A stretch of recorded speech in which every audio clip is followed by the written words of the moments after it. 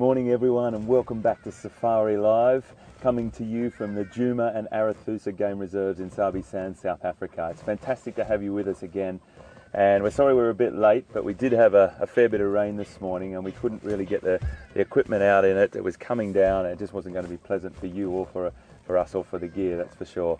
Yesterday a few hiccups in the afternoon, but we're really apologising about that as well. But we're getting there, we're slowly getting there, and we are going to be bringing to you this live for the rest of this month and through Big Cat Week and right throughout December as well. Now, we're going to head off this morning. A little bit of rain is actually really good because what's happened is all the tracks that we had on the roads have actually been obliterated. So that means that we know for a fact anything that is fresh or any tracks that we do see has happened in the last hour or so. So we could pick up on leopard, we could pick up on anything for that matter.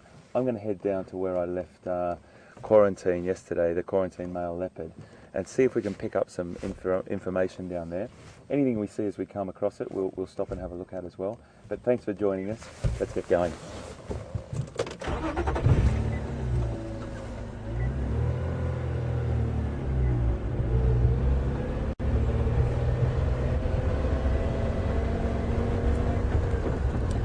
Really pleasant temperature. Again, I always mention that because cats and the big predators really, well, a lot of the animals don't really like the heat and will start to disappear back into the shade as the morning progresses. But for us, this beautiful temperature, a lot of the predators will stay a little bit longer, and it's quite pleasant this morning. So that could be to our benefit.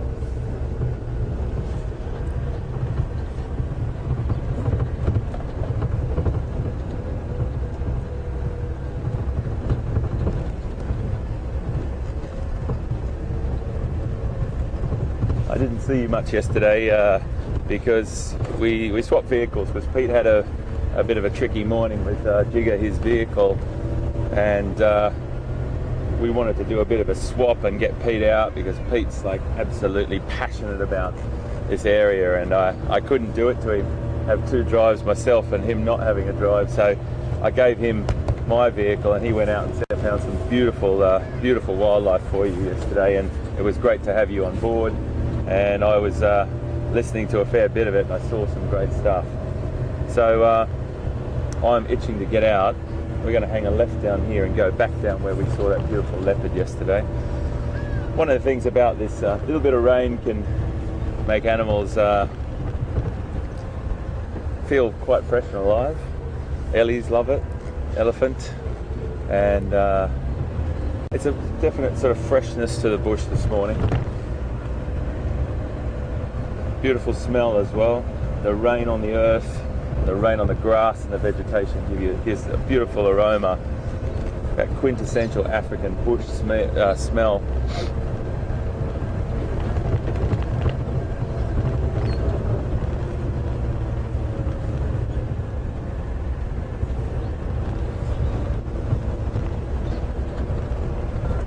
So if you've just joined us for the first time, I'm sorry I didn't introduce myself to you. If I did introduce myself yesterday, my name's Hayden.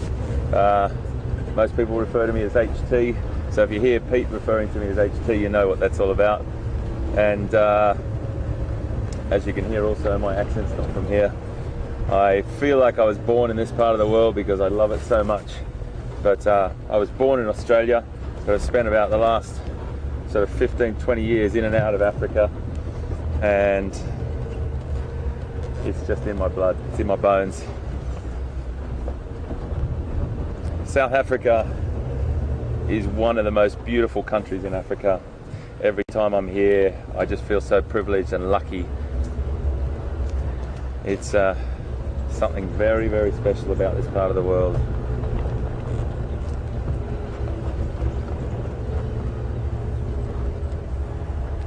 This is where we saw,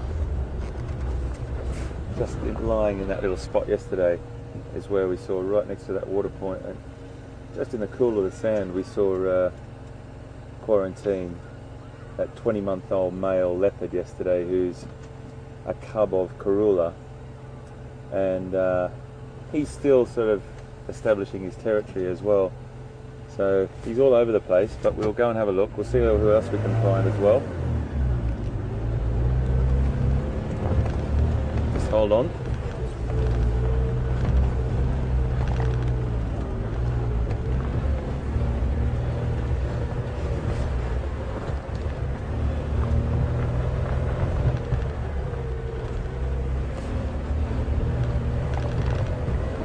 Bit bumpy through here, sorry.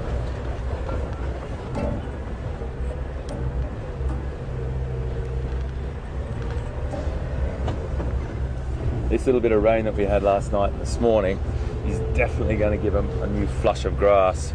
This area here was burned out about 2 weeks ago, and it's already got that new flush of grass, but that little bit of moisture we had last night, it's going to jump out of the ground, really jump out of the ground. That way you'll have a lot more grazing animals on this area over the next couple of days. Nice bit of green pick for the grazing animals. And it's also going to give a little bit of a surge to the shrubs as well. They're coming into new leaf, that beautiful green that we talked about a few days back. For the browsing animals, that's fantastic as well. There's all this beautiful nutrient-rich vegetation around, and they're thriving off that. The reserve we're on today is Juma, and Pete's probably going to head over to Arathusa later on this afternoon again. It's teeming with wildlife. We're very, very lucky. It's such a wildlife-rich area. So I don't know what's going to be around the next corner. I always say that, but it's one of those things I love. I just don't know what's going to be around the next corner, and that's one of the great things about being on Game Drive.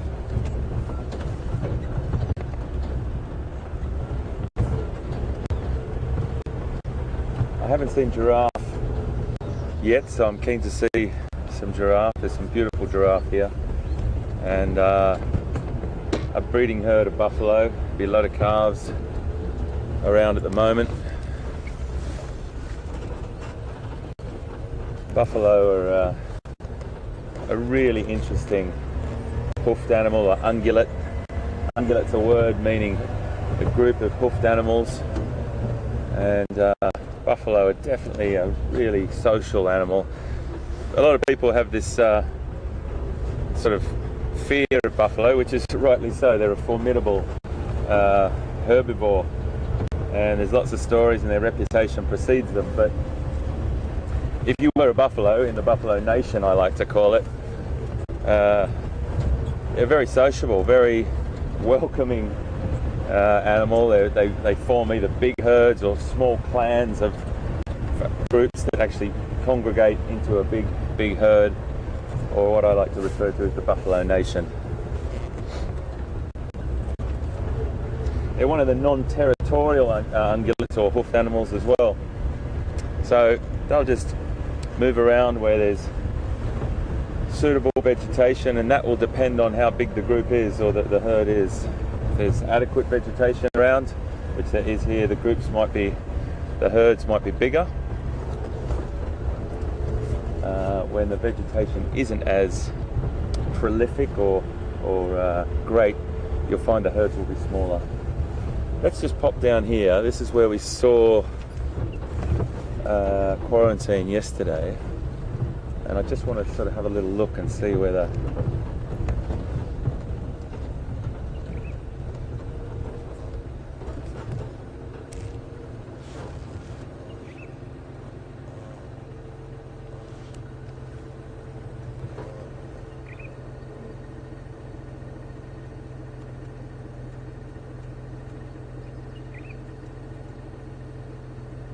okay, I can't really see any action here from where quarantine was sitting, just over there. Now quarantine was sitting just under that. I'll just creep forward a little bit to show you. Just looking to see if there's any spoor around here. We might creep down the road a little bit as well. Just under that, that's where he was sitting. Obviously I didn't expect him to be sitting here, but I was just wondering whether there's any action.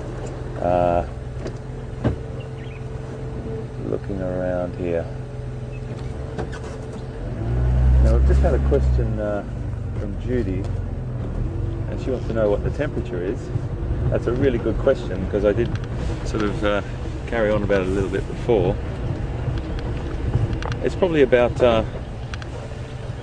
low 20s. It's about sort of 18, 20 degrees at the moment. It's very comfortable. It's cool. Very, very cool. And the other part of, and that's fantastic, as I said, Judy, for wildlife, particularly the carnivores, who feel that heat very, very quickly in the mornings. But the other half of your question, I think I might just turn off for, because it's a, you know, I think we should address the headlines. It's a very important thing that the question that you've asked, I answer this very, very seriously. You asked whether Ebola affects us where we are. Well, Judy, I have to say this to you, and with great seriousness. The Ebola crisis in the world is absolutely horrendous and horrid where it's happening. There's many great teams on the ground that are trying to tackle the problem at its source. Okay, there has been some cases reported in different parts of the world, the United States, Europe. They've been very, very small, and they've been dealt with by great units and medical teams in those locations. Africa is a very, very big place, very, very big place, and if you get a chance to have a look at the map of Africa, we are probably as far as it gets from the Ebola crisis in West Africa, in this part of Southern Africa. So we're not affected here, definitely, and it's a really, really good question to ask, because a lot of the time, if you haven't been to Africa before, and you know many of us haven't, one just thinks of Africa as a big whole mass. We are a very, very long way away, and we're not affected. But that doesn't take away the horrid situation that's going on there, and we you know, our hearts and thoughts go out to the people that have been affected. I think one of the most important things is we can help as much as we possibly can, all the nations of the world, to deal with this crisis. One thing to keep in context, that more people probably die from influenza and flu-related conditions in the United States of America each year than has done from Ebola so far. So just to put it into a bit of context, but at the same time, I'm not diminishing the horrid situation that's going on. So it's a fantastic question, Judy, and thank you. So we're not affected here. Southern Africa is definitely not affected. The safari industry is thriving, and you know, you still should go on safari if ever you can with us, or if you get the urge after you've watched us broadcast live for the next 3 months, get yourself out here. But we're not affected down here. Hopefully things are getting better up in West Africa and the countries that are affected, and we really do, as I said, put our hearts and minds out for those people that are. A great question, thank you. Let's move on.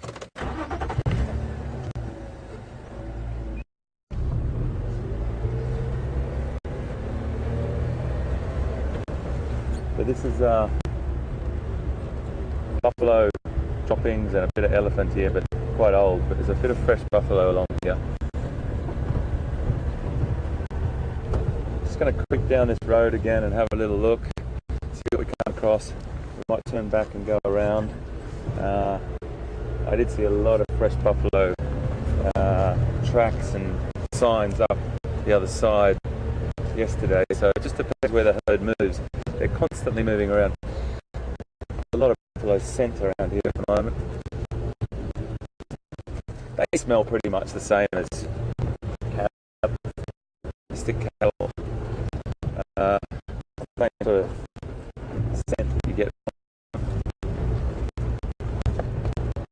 They're very tricky, you know, and really, really interesting. So if we do come across some, we'll stop and watch some behaviour, hopefully.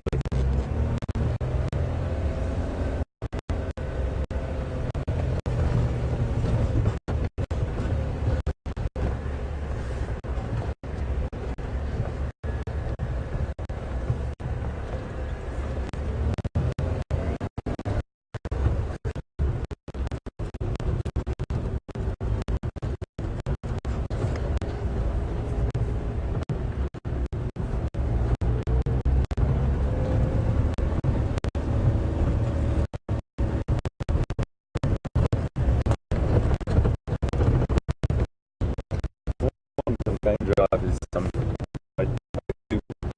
with you sitting here with me. Sometimes just drive and look. It's really important to not bombard you with loads and loads of me chattering away when we can just have a little bit of a look and see around. And that's what we do on game drive. Sometimes we drive and there's not a lot of chit chat, a lot of buffalo feces here or droppings all the way along here. So we're just going to stick with this for a little bit, see if we come across this herd.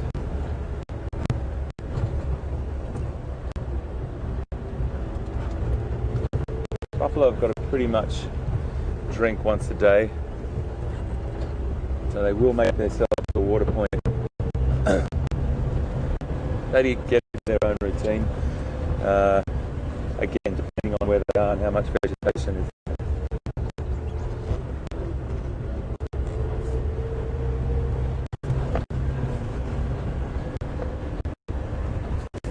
One of the great things about buffalo is they get in and they can eat really coarse grass.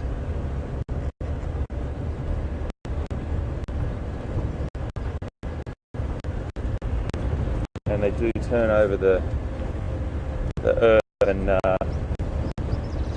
open up the ground for greater biodiversity. They turn over the ground, they do change the grasses and improve the grasses.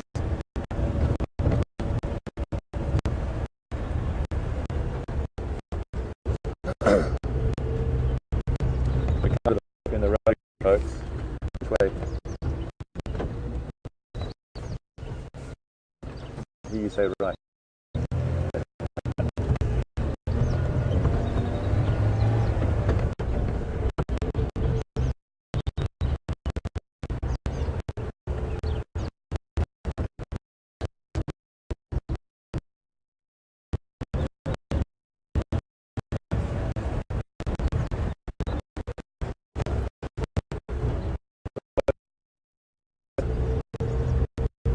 Truth about going out and viewing wildlife. It's scripted. It's as it is. We really do come out and look for whatever's here, and sometimes we'll go for 5-10 minutes and not see anything. Seeing 2 things, 3 things in a row. That's the beauty of excitement of it.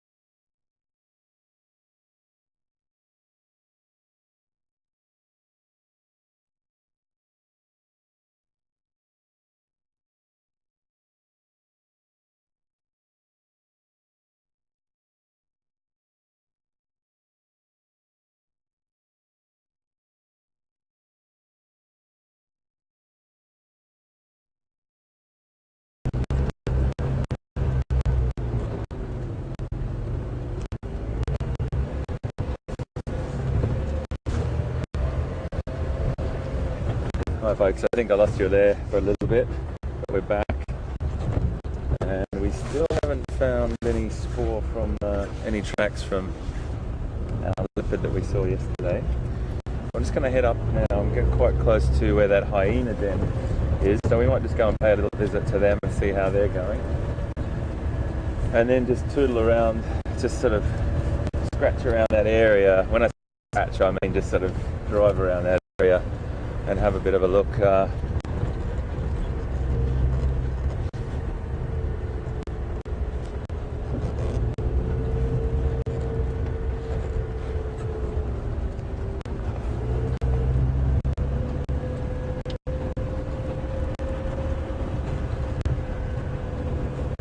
So the other thing, when I mentioned the temperature before, I should have mentioned the Fahrenheit. I do apologise. It's so 20 degrees Celsius is 68 degrees Fahrenheit, so it's quite pleasant. If you come from really warm climes, you might find that a bit cool, but it's quite pleasant.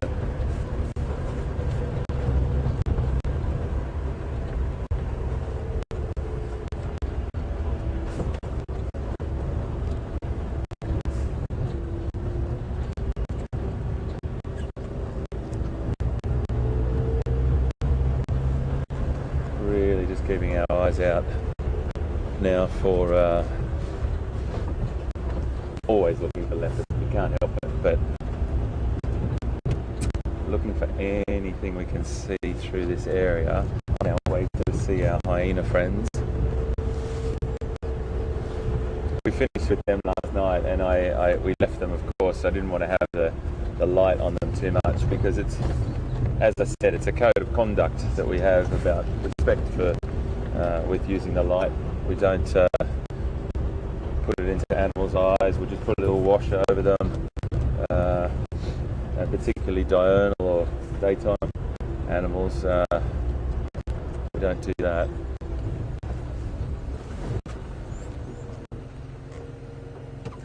So just let me have a little look down here.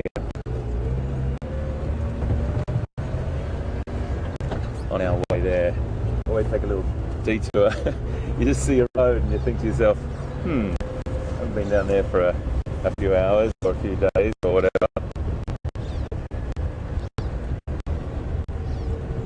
So you can see the difference in the road here. This was burnt off, and burnt can be a strategic tool in conservation.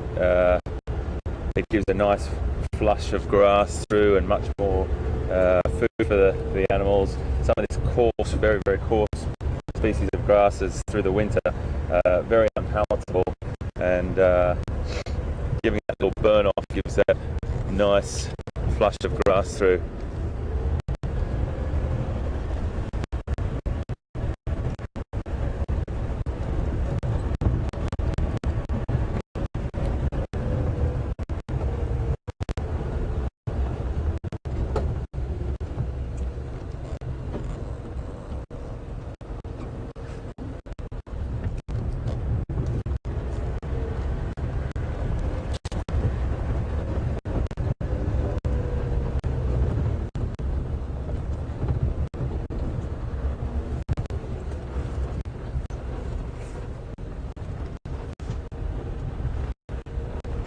Hold on.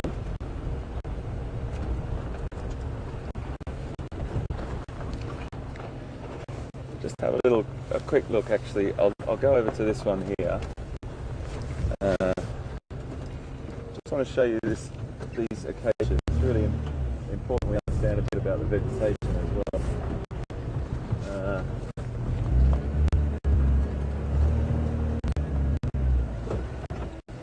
Have a look at these acacias here, and you see these very, very. That's probably not a great one. Let me come up to this one. I'll show you a better one. Hold on. Just hold it and touch it and show you.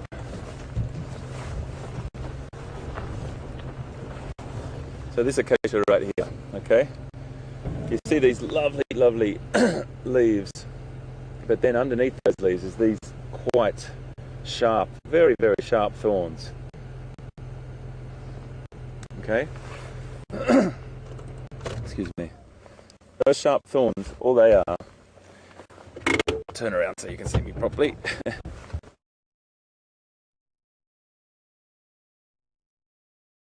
So, leaf modification. The plant has modified itself, turned some of its leaves into thorns. And why would it do that? To protect itself from browsing animals like giraffe or some black rhinoceros or some of the other species, elephant even. It protects it. And it does a fine job. They are like needles, they really are. Sometimes when you show them to people, you just touch the end of it and it does give you a pinprick. These plants look after themselves with those thorns. So what the browsing animals, and we'll just talk about that very, very quickly, and I'm sure most of you know, a browsing animal is an animal that eats along a vegetation line of shrubs, A grazing animal is an animal that grazes or eats the grasses and sedges. A lot of the browsing animals have then modified themselves. So, for example, black rhinoceros have got a prehensile upper lip. Giraffes, they've got a fantastic modification, and that is that really, really long tongue. Hopefully we're going to see giraffes this morning. I'm really keen to try and find some. But that tongue, the animal's then modified itself and allows that tongue to reach out and go between the foliage and strip that foliage off without getting into the thorns in its eyes, ears, nose, and mouth. There's a really interesting thing here, and there's been some studies done, and without going into too much fine detail, these plants have a chemical in them called a tannin. And a tannin is a very, very astringent tasting, very, very bitter tasting chemical. And what the studies have found is that as these plants are being browsed upon or eaten by an animal, and sometimes the more animals that eat it, the more tannins are emitted, it gets a very, very bitter taste to the animal, and the animal will move on from that plant. So it's another like defense mechanism for the plant. And it's really important to stop and have a talk about this, because if it wasn't for plants and if it wasn't for soil, we wouldn't be here. These animals wouldn't be here. These are the fundamental building blocks of this ecosystem and this habitat. And the interesting thing that some studies have shown, it's not always, but some studies have shown that the animals, the tannin that's emitted can be picked up by the other plants downwind.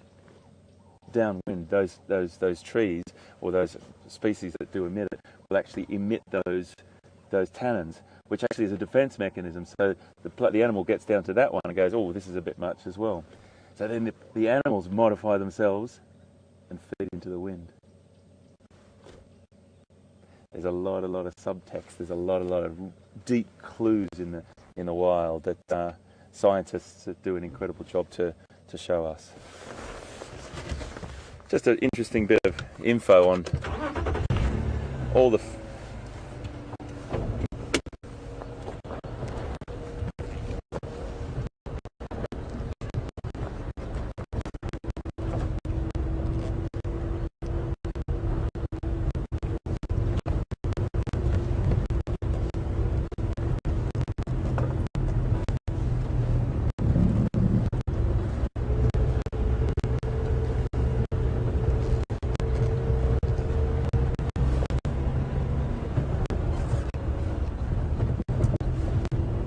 We've just had a question from Sharon in Austria, and she's asked whether dung beetles only sort of work or come out on hot sunny days, or will they come out in overcast days as well? Great question, because we haven't seen any, have we? And that's a really good observation. They really prefer the hotter weather. And they don't come out as much in the cooler weather. That being said, last night when it was getting a bit cooler, we saw a couple, but it's not always the case. They just prefer the hotter weather, and as you can see, we're not seeing many this morning. Why that is, I'd have to say any time that it's very, very cold, most invertebrates would prefer to be in a warmer location. And I would imagine that's the reason why. When you see the sun shining, you see a lot more insects out, you see a lot more butterflies, you see a lot more invertebrates out flying around. So I think it's got something to do with temperature, Sharon. Really important. Temperature is a huge factor, what we call an abiotic factor. It's a non-living factor that affects the environment incredibly. We've got loads of non-living factors that affect the environment. Soil is what we classify as a non-living factor, abiotic factor. Temperature, the pH of the soil, the acidity, alkalinity of the soil is another one, and the list goes on. But I would say it's got a lot to do with it, and really, really good observations in that. If we just see one for you. Right. I'm going to just scoot down this road a little bit, and we're going to come down into that dam. We are making our way to that high dam, I promise. very, very easy to get sidetracked in the bush. And I'm just going to head down here. I'll go slow so we can have a little bit of a chat on the way. We do see some tracks going across the road. I just saw some zebra tracks going across the road, and they might be in here as well. I just want to head to this water point down here. A little bit bumpy here, I do apologise. Congregations in the road. Just want to head down and have a look at this, what we call twin dams. There's only one of them. There used to be two of them, but it's still called twin dams. We saw those buffalo yesterday. Just try and find that herd. There wasn't a lot of signs down that road. We wanted to get there, and then they can easily come to the road. It's just the road as a way sometimes. And this is a nice surface to walk on, and it's clear. Any predators or any we'll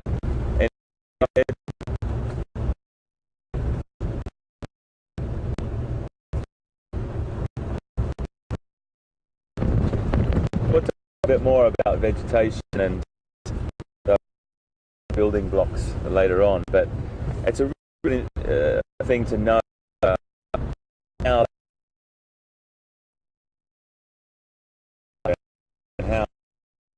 jungle fat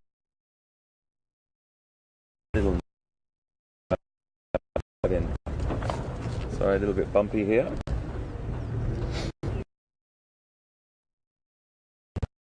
And talk about dung.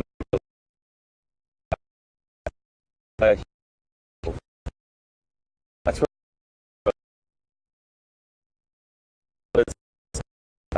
reptiles, they really rely on thing. Beetles, flies, moths, insects.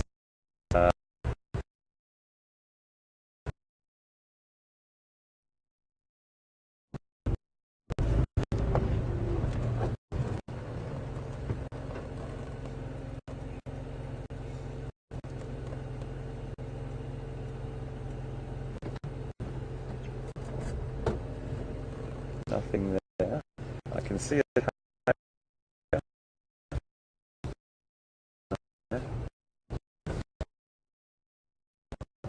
They seem to have moved off into the bush. Yeah. So guys, we will find something very, very shortly. It is a matter of cruising around and finding what's going on. Looking at the bush newspaper.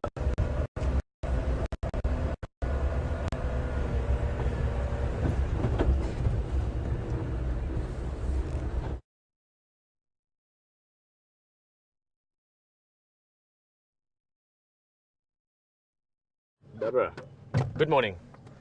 I just wanted to say very welcome in the Sabi Sands. I'm very happy to be able to join you for the drive as well. We are not far from base camp, from the control, on quarantine, an area you're going to get to know very well, and looking forward to getting out there. Hayden's getting down to the Ahinas there, been looking around already, and I'm just really excited to get out there. It's been a beautiful morning so far from the sort of conditions wise. We had a little bit of rain, well, you can call it a little bit of rain or heavy drizzle, just enough that things were getting wet and we couldn't move earlier this morning. That started around, let's see, we get up at about 4 o'clock our time, probably 5:15, and then kept on for a little while. So that's really beautiful because it just cools everything down. All the tracks are fresh. On the way to control this morning, we had lion tracks, we had leopard tracks, but both of those were from last night. We could see that from the drops on top. So any fresh tracks, if we're driving along and we see the tracks on top of the rain, we know they're very fresh. So it's a beautiful time for tracking. Which is a very exciting part of the drive, and otherwise just nice to be in the bush. My name is Peter Pretorius, lovely to have you with me on the vehicle. Behind the camera is Brian. As always, Brian's got those long arms so you can easily say hello as well.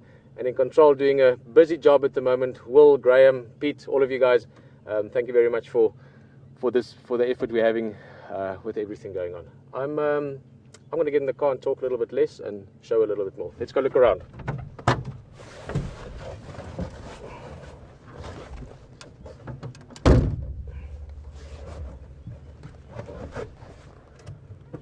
We're going to start just close by.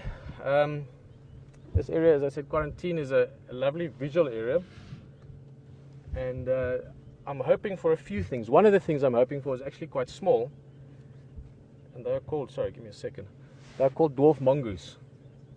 For those of you joining us for the first time, sorry, what I'm busy doing is just putting this in my ear. That's communications with two parts, one with the control room and one with the other game drive channels. That's the different people that are out on drive also looking for wildlife. And also very important, especially if it's your first time with us, apart from the fact that you can have a lovely time, we're in Africa, it's one of my favorite places in the world.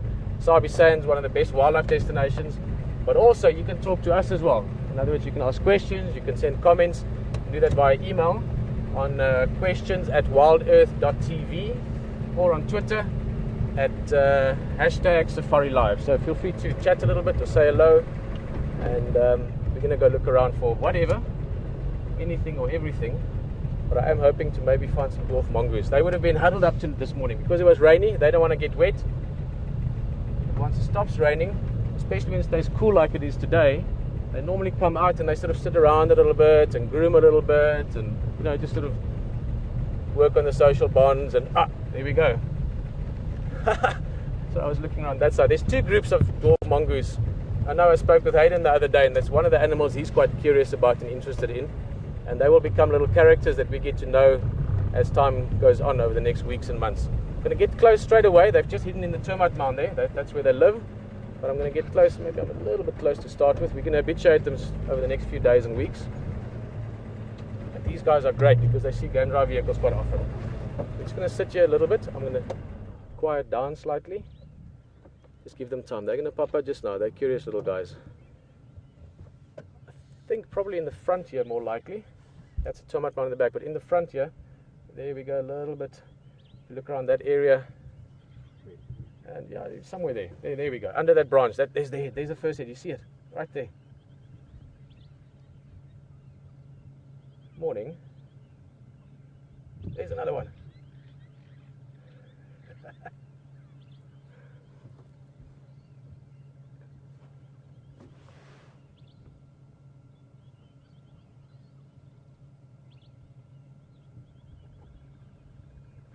As I said, these guys are called dwarf mongoose, and they're tiny little guys. They sort of body size a little bit bigger and longer than or not bigger, but a bit longer than a sort of an average size, like my hand.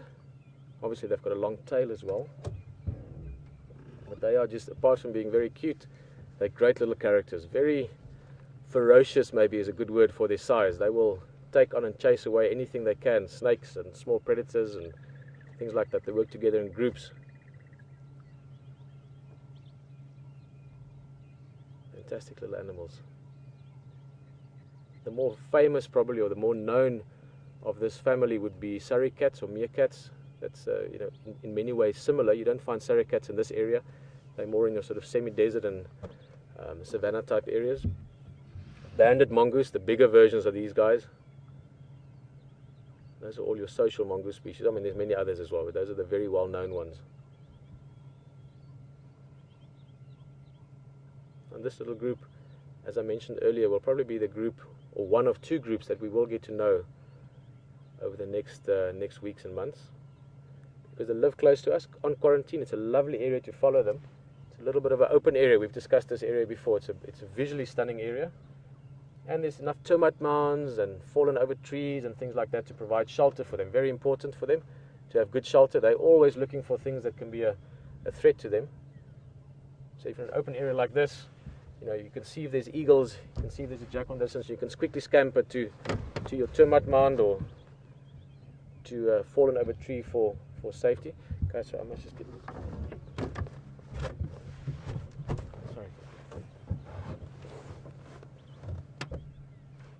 So safety important, so they always have to have a bolt hole, is what you refer to it. And they're also territorial, so they live in this area. They're not a very large area, hectare or 2 or hectare or 3, depending on how much resources they have. And they know that area intimately.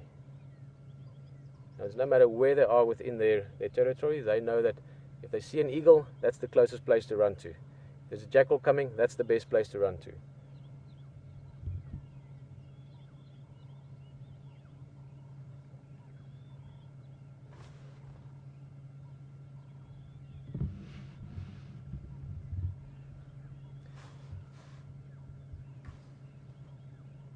little carnivores, so they would be, and you get to many different ways of describing many different animals. So you've got your mammals and reptiles, or you have your herbivores and carnivores, different ways. Carnivores and herbivores and omnivores, not to get into too much technical terms, refers to what things eat. Humans, most of us, are omnivores. Actually, humans are interesting because we can't classify it as a species. It's very individual. So we've got vegetarians and omnivores, and some of us in Namibia tend to be almost carnivores, and then you can get into the details of how specific vegetarian or carnivore you might be. But with animals, it's more specific to species. In other words, they've evolved over time, very closely linked to the resources. In other words, the food available in their habitats that they live in, the worlds they live in. And that is something that has evolved for them in terms of how they survive, but more importantly, or as importantly, from generation to generation, they learn how to find that food. How do I catch it? When is the food available? When is the grass sweet? When do I eat that fruit? When is it ripe? Where do I hunt for food? And in the case of these guys, dwarf mongoose, they are carnivores, meaning they eat, well, meat is a little bit of the wrong term, but they eat animals. Lots of insects, lots of little vertebrates, in other words, little geckos and lizards and things like that. Little spiders, scorpions, all kinds of little things that they can get hold of, small mammals. Those are all the things that they look for. And the little ones learn from the big ones. How do I catch this? How do I not get bitten by that? How do I not get stung by that? But also they learn their area. In other words, there's local knowledge as well, which is very important. If you bring that back to the area we're in, HT and myself are going to rely heavily on local knowledge over the next while, meaning we know some things, and I was lucky enough to have worked here for a long time, but the guides that work here, the other guys that do what we do on a daily basis, some of them for years, they know the area intimately. They know where's the best place to look for leopard. You know, if it's really quiet, where do I go look for maybe some good bird life? And we're going to rely heavily on their knowledge as well, and then build up that sort of area knowledge into showing you as many things as possible. So these guys are going to teach us some things about how to look at things, but we're also just going to enjoy watching them. I'm going to go closer to an animal that has a bit of a, to an extent you can say, a symbiotic relationship. It's a little bit far now. We're going to see if we can get closer to it. It's a bird, which, let's see if we can get to there. We'll go a bit closer just now. There we go. Now I'm really hoping we've got some youngsters on the vehicle as well this morning. Youngsters I refer to anyone below 90. And then children I really like on the vehicle as well, because children have this really magical way of experiencing nature. And if you're younger than 90, you probably know what this is. If not by species name, certainly by, what shall I say, the world's most common name for this bird. And that is probably Zazu. It's Zazu. Let's go have a look at him. We'll talk more about him when we get closer.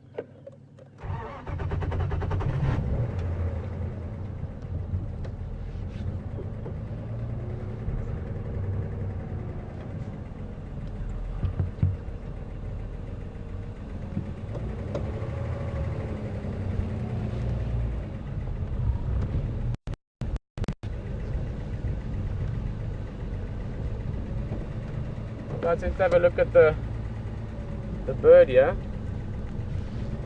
He's coming close, and he's not coming close because of us. He's coming closer because of the... Is he behind the branch there for you? Probably sitting a bit higher than me.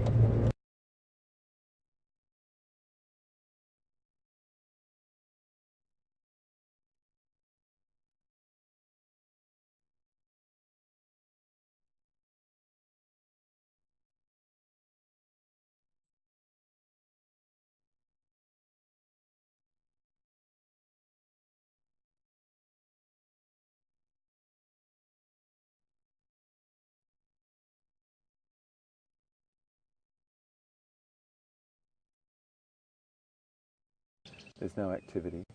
Just sat here for a few minutes just to see. We'll give it a few more minutes, but it looks like they're either holed up inside or off somewhere, and we're not sure what they got up to last night. Excuse me. There's some interesting relations that hyenas, lions, hyenas, leopards, hyenas, wild dog, hyenas, jackals have, and they all differ. Hyena and lion, are very competitive towards each other and will attempt to steal each other's kills all the time. Leopard, majority of the time, will probably back off, and hyena will either take their kill. That's one of the reasons that leopards have modified their strategy of taking their kill up a tree out of the reach of hyenas.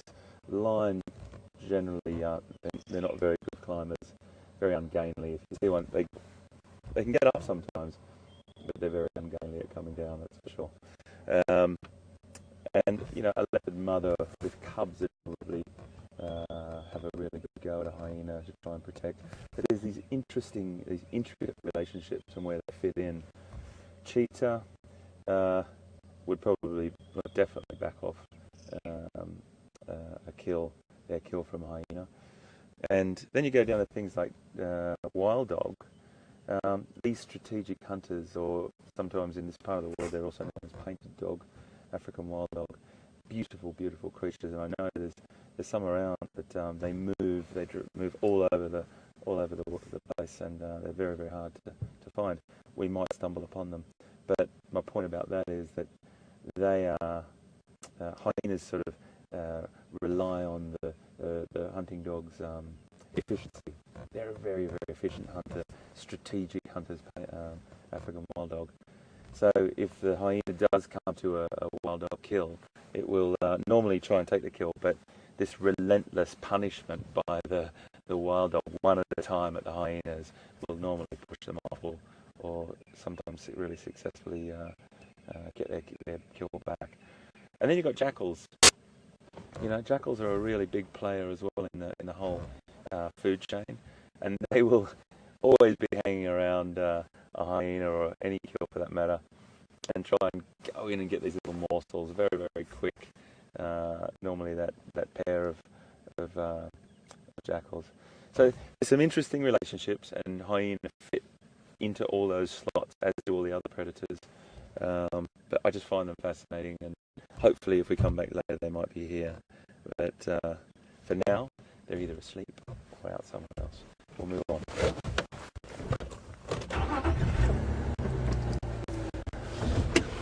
I'm going to take you up to a spot yesterday that I had to go and check some equipment at, and we saw a nice herd of buffalo. I'll just head up there and I'll come back to you guys later.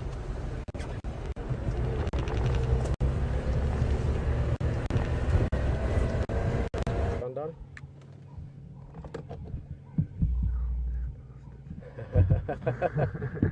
Well guys, welcome back in the vehicle with us. We had this beautiful shot of Zazu up there, of the yellow-billed hornbill, and then as you were coming to the jigger, then he flew, but we've got him again. I can't get up there. You can't, let me turn a little bit. That's the beauty of nature. This animal can do what it wants, when it wants, nothing to do with us. So there we go. That's actually quite a nice view up at the tree like that. This is a Transvaal silver cluster leaf, the tree we're looking at. And like a lot of the trees, it's just busy flushing now. So 2 months from now, you wouldn't see that bird at all. It'd just be thick leaf cover. But now it's still nice and open. You've just got these tiny little buds coming out, sort of with the onslaught or the approach of summer.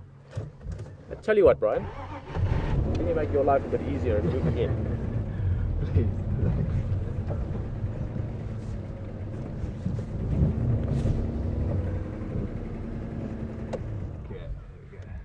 All right, there we go. We can see him nicely. He's grooming.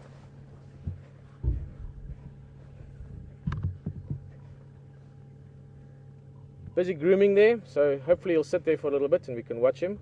Or her, it's difficult. Dwarf mongoose. Yellow-billed hornbill. Males and females look very similar.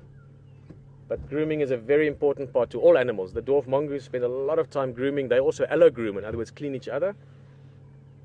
With yellow-billed hornbills, most of the grooming they do themselves, but they also allo-groom. Interestingly, with birds and mammals, grooming each other has got different sort of social implications, but we'll get to that another stage. But very important, as with us, keep yourself clean, then you stay healthy. Don't keep yourself clean. If you're a bird, parasites become an issue, and that makes you a little bit unhealthy, and maybe that influences your feathers, and that might influence your flying. And then if you can't fly out here and you're a bird that needs to fly, then you've got problems. So keep yourself clean and healthy. Very important first step towards all the other things. Being able to find food, being able to find a mate, being able to find a nest and procreate and have the whole species grow. So it's all interconnected. What I'm trying to say is this bird should sit there for a little bit. To bring it back to what we were talking earlier with the question, what's the threats or the predators to the mongoose? Their main predators would be smaller mammal predators. What I mean with that is things like a caracal. A caracal is almost like a lynx, or jackals. Snakes would certainly be a threat to them. Many species of snakes, not all, obviously big enough snakes. And then aerial predators, eagles. Eagles and snake eagles and your different types of raptors. Those would all be things that could threaten them. Now, in this relationship with this bird and the mongoose, as I said, the mongoose could be foraging around, digging and scratching and looking for things to eat. And then in that process, they'll catch many of it, or many of the things that come out of the woodwork. But many of them they won't. And this is where this guy comes in. As soon as those mongoose start feeding, he's going to follow them. At the moment, he's waiting because the mongoose are sort of getting ready for their day. So the hornbill knows he's not in a rush. He's busy spending a bit of time grooming. When the mongoose move, he's going to move with them. And when a thing comes flying out or jumping out, whoop, he's going to grab it. So he's using them to make finding food easier, because there's, in those groups, normally 5, 6, 7, 8, 9 of them. So there's lots more feet on the ground, so to speak. And he's getting some food from it. And he's also going to help them, because he's sitting up in the trees a lot of the time. He might see a snake, or he might see a caracal, or he might see a leopard. Even a leopard will even catch a mongoose. And when he sees that, he's going to make a warning call, because he's also looking out for them. And then the mongoose have got advanced warning. So they're getting the benefit of having a little drone up there for them, something looking around, something spotting for them. So that's a lovely mutualistic, no, it's not a mutualistic relationship, but a lovely symbiotic relationship. And then just the last part to that question, the age they live to, again, it varies a little bit relative to conditions and habitat and resources and all those things, but about 8 years. So similar age to again, the similar kind of animals like meerkats or suricats and banded mongoose and so on. 7, 8, 9 years, depending on the conditions. So that's a long time to pass on knowledge and to get to know your area and to get to know relationships as well. This specific bird, as well as a few other birds in the area, and this specific group of mongoose will know each other. They spend time together, if not daily, almost as often as that. I just think it's really cool how different species can evolve these relationships over time.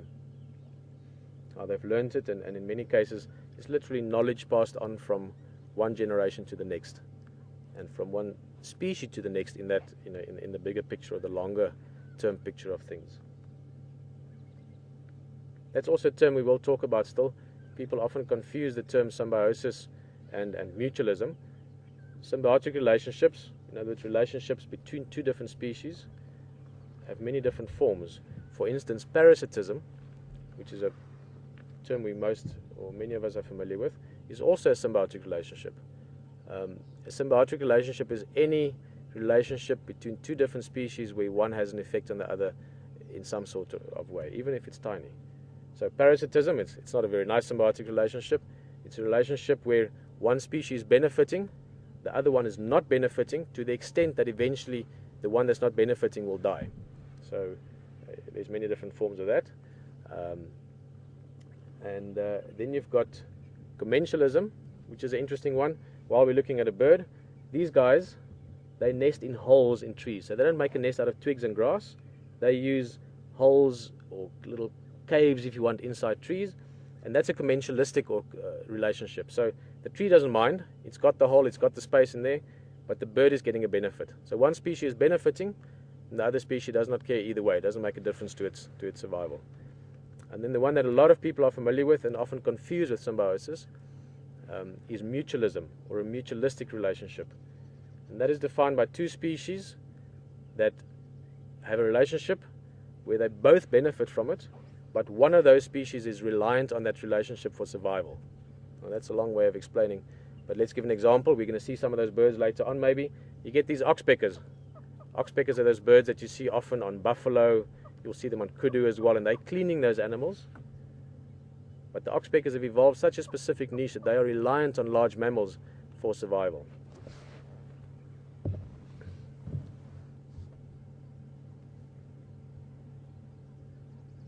I have a quick talk. There's one of the game drives coming past. I just want to let them know that we're not looking at something big.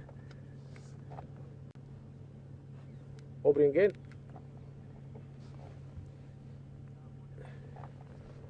Very good on four. We're just looking at this in Koro here. And there's some dwarf mongoose just in the termite mound in the back. But nothing more. Anything happening around here?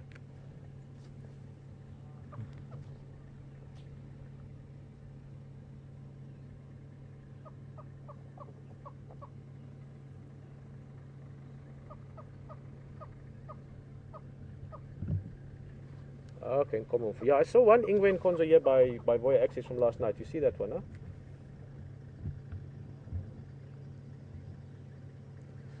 Yeah, if you come there from Yuriskaya, just on Voya's Access, just there, but it's before the Mvula. So last night sometime, one Ingwe and Konzo, and then at Gowrie Gate, it looked like one Ngala and Konzo coming from Sydney's campsite, heading, I didn't have much time to look, but going sort of Impala Plains, maybe that direction.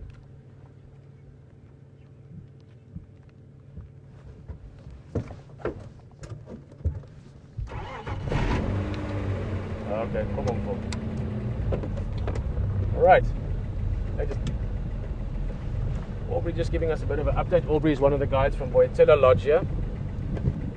As I want to stick with him a little bit, although it's starting to drizzle, so I'm hoping it doesn't pick up more and we have to run for cover. Because even though us humans are waterproof, the vehicles, all the very sophisticated equipment to bring you guys here to us is not. So we're going to have to keep an eye out for the rain. But I want to follow the hornbill a bit. Although I think the mongoose are going to stay at home at the moment. I can see one's head actually there in the distance. And I think that's maybe why the hornbill is flying away now. It's realized, okay, it's starting to drip a little bit. He knows these mongooses. They've been buddies for a long time. So he's like, oh, well, I have to go look for my own food. Maybe today I can't use my partners in crime. I'm going to show you another little bird that also quite often work together. In fact, it's following the hornbill now. And this is one of my favorite birds ever. It's called a fork-tailed drongo. In Shangaan they call it a montengo. Right up there. He's going to be a little bit tougher to look at than the hornbill. They tend to be quite busy little guys. You can clearly see why the fork-tailed drongo is called fork-tailed. I don't actually know where the name drongo originates from, even though it's a beautiful sound or a beautiful name. But a fork-tailed drongo is one of my favorite birds for many reasons. Firstly, they are tenacious. They are, you know, they're like Jack Russells. They think they are 100 times bigger than they actually are. They will take on the world if they have the opportunity. But I've seen them take on eagles that are many times bigger than them. They will harass even things like caracoles and jackals if they're coming through the area. So great little birds. He's flying away there. Actually, the hornbill has found some food. Let's have a look. I just want to finish off with the drongo. They actually have a similar relationship with the mongoose that the hornbill does. So this hornbill, that drongo, and those dwarf mongooses, they will know each other because they live in a similar area, and they will take opportunities to find food together as well. Different niches. The drongo is mainly insect eater, and he mainly catches the insects on the wing. So he's not designed to sit like this guy is. The drongo normally has to sit or perch. In other words, he's got to sit around the little branch so his feet can close properly. The hornbill is an omnivore, much more sort of broad, opportunistic feeder. It can eat anything from little berries and seeds and things, but mainly insects, not really seeds, more berries and fruits they will eat as well, but mainly eating insects and little vertebrates and invertebrates, so spiders and small mammals and geckos and things similar to what the mongoose would feed on. But they both can benefit when they operate or feed with the mongoose. Again, the same way as I explained earlier with the hornbill. This guy was eating some termites. If you look just before we go away, that darker patch there, the wetter soil, the darker section you can see, that's a little bit of new activity. Because it's been wet, because it's been raining, the termites are busy expanding a little bit. And that's when they're busy there, the hornbill can just break through that crust and he's got food. He's just flown off there. I'm going to stick with him a little bit. these guys, they're interesting things, you know. They've got to find a living out here within not such a big area always, so they really have to make the most of opportunity. Look here, look there, scratch there, and see what comes along, and you know, check with the mongoose again just now because maybe they start moving around, and in that process they spend their day. So let's spend a part of our day with them as well. Morning, mister. It's actually not a very old bird. In fact, it might even still be in the area of its parents. Why I say that is the beak is not that heavy yet. When they get really old, oh, that's a nice view.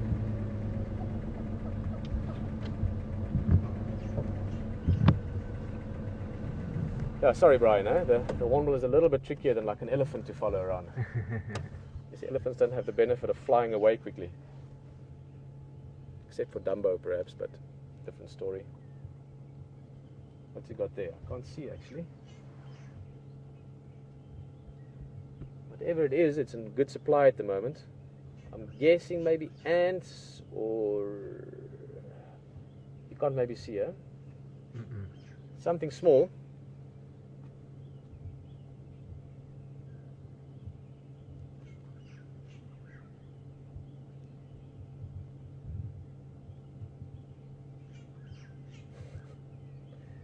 You just look at these birds and they look like there's so much character to them, which really is the case. They around camps as well, the lodges, and if you're in areas where you see them often, they get used to people as well, and again, very opportunistic. Most omnivores, animals that feed on all different kinds of food, have to be opportunistic. They have to figure out what and how and when can I make the most of what, and you know, what kind of foods I can get. So they're normally quite adaptable to different habitats and different sort of social interactions as well. So yellow-billed hornbills you find over a wide part of Africa, and they are well loved by almost all the cultures I know of, and certainly everyone that's ever spent a bit of time with them.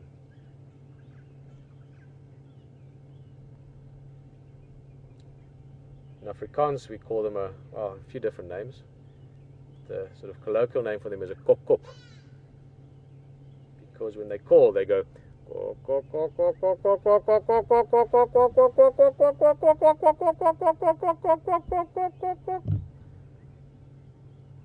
and now that we're going into breeding season, summertime, I'm sure at some stage in the next few weeks we will see them actually really calling, where they're displaying as well. So while they're calling like that, if it's a sort of a serious call to impress its mate or something, then they lift the wings up and they drop their head down and they really get into it, and they make a big visual display as well. So we will still see while they call it kokke in Afrikaans. Two other things in front here. We're gonna stick around this area. There's a oops, come on, Jiga. Jiga also wants to stick around this area. Sorry, for those of you that just have joined us. There we go. The Jiga is this vehicle which I've known for a long time. It's a very special vehicle. It was Graham's from brand new. And this vehicle has explored great parts of Africa, especially southern Africa. But it's a bit like my horse. You know, this would be Tonto if I was a Lone Ranger. And you do build up a relationship with the vehicle over time, especially when you do sort of, you know, extreme kind of driving with it on occasion. I saw two things over here. We've got a beautiful big marula tree. And in fact, this specific tree is one of my favorites. I've looked at it maybe a few thousand times in my life. And there was a squirrel sitting there just now, so let's give it a minute. Once again, when we settle down, the squirrel might do the same. And he was sitting right in that fork. He was sitting there grooming himself. So it would be great if he pops out, but it might take a minute or two. You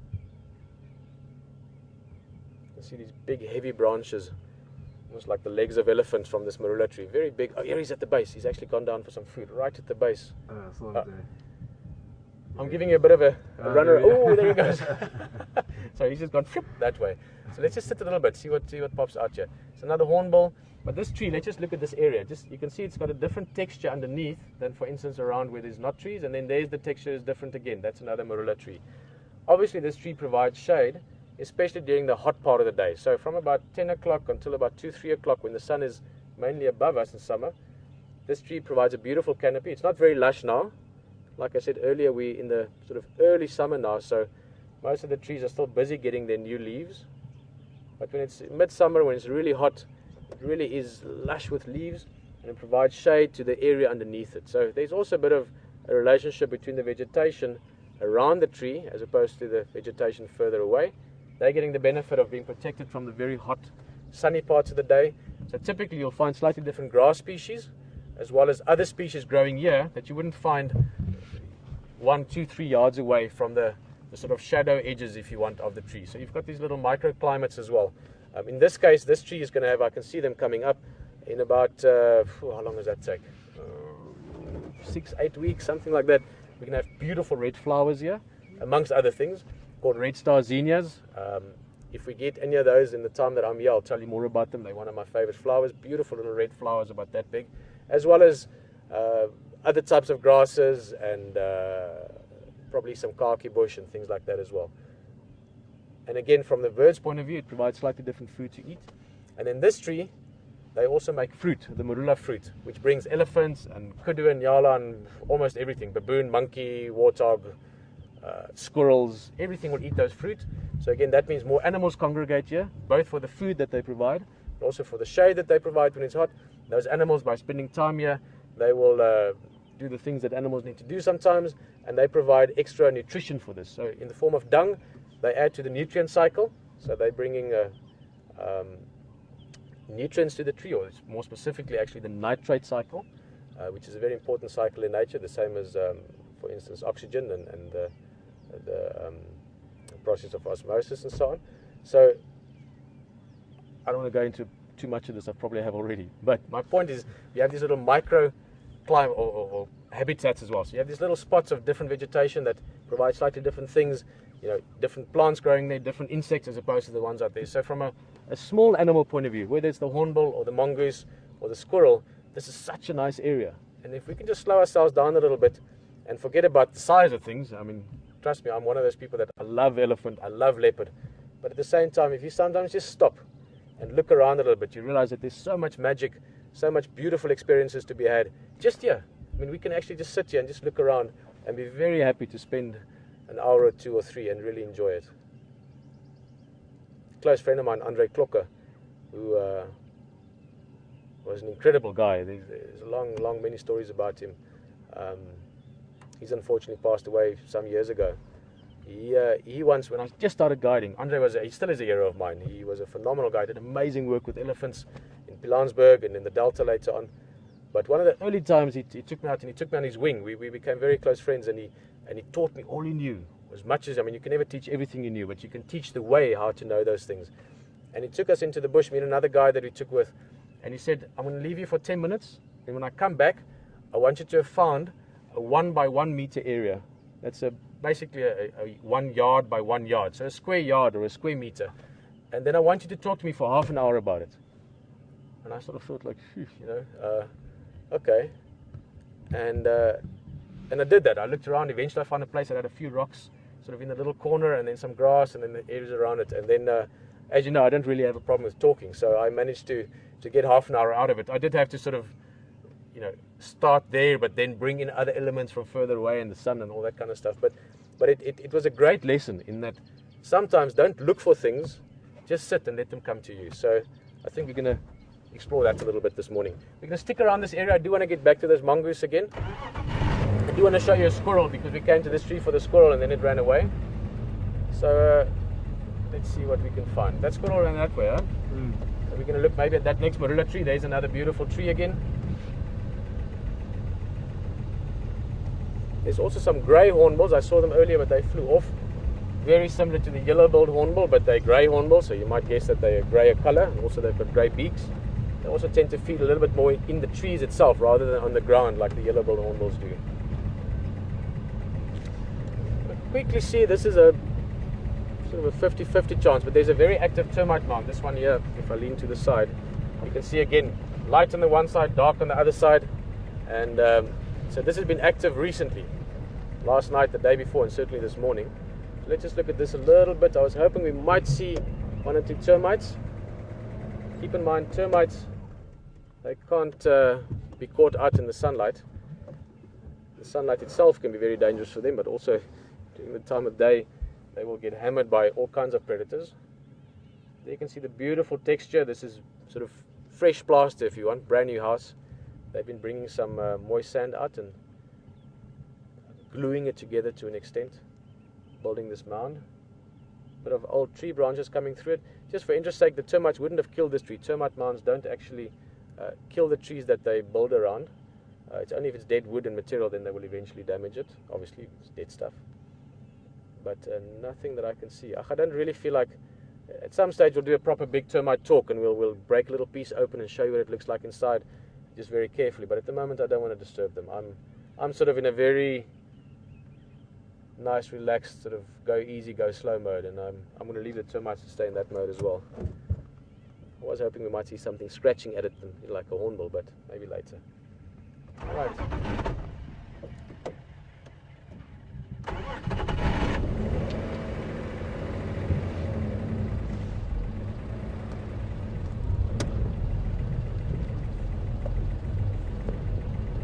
Come on, squirrels. I want to see a squirrel.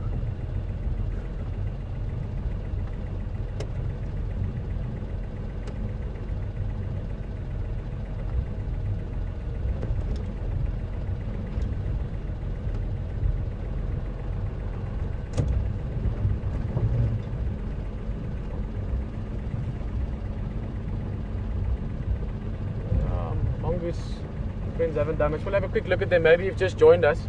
We were looking at them earlier on, and they sort of introduced us into just looking around this area specifically, and the relationships between some of the animals that live sort of in this specific area.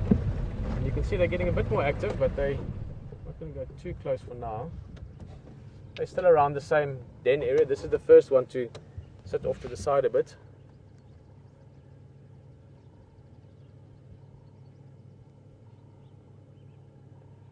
So these guys are getting ready for their morning. I think they might stick around a bit still. It's nice and cool. We will get to know them more. We will get to see more of them. Let's just have a last look. There's the rest of the group. See the heads popping out. But still, one or two drops just fell on me again now, so they may be still waiting to see what the weather does. Thanks, guys. And we'll see you again. I think I'm going to cover a bit of ground now. It's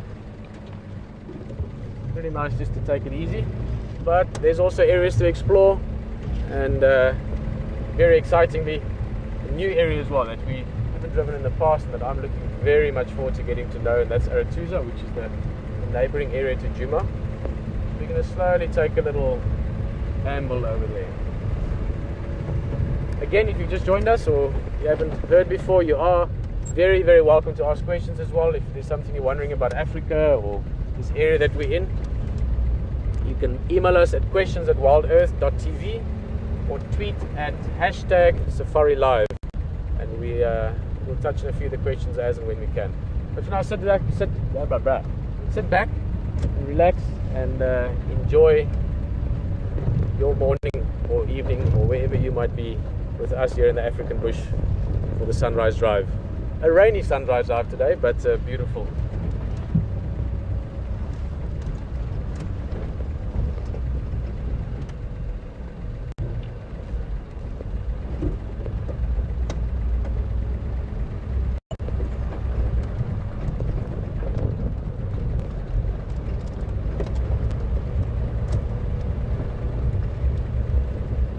Hello, Joanne. Joanne's sitting in Arizona asking if we could hear white-fronted bee-eaters. That's a little bird, beautiful bird, while we were sitting there.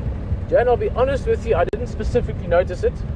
But then again, I was quite sort of into what we were looking at, and it might have just been that I heard it and didn't register it. It's not impossible, but what I do really like is when you guys are listening out for other things as well. You know, it might be that we miss something, and you hear it, and if you mention it, we can listen for it, we can go look for it. So awareness is probably the most important thing, and you know, I almost don't need to say that because everything out here is very aware. If you're an impala, you're very aware of your environment. If you're a leopard, you're very aware of your environment.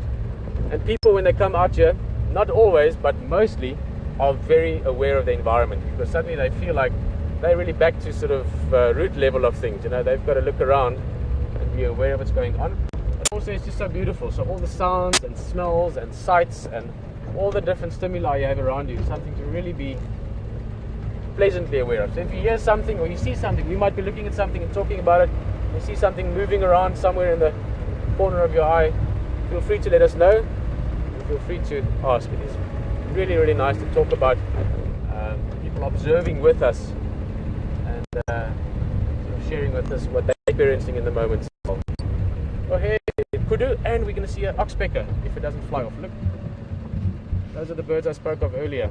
Just move a little bit forward, Brian. And there's a drongo right here as well. There's a few of the characters we've got to know. That's lovely. Ah, come on, oxpecker. Beautiful kudu female.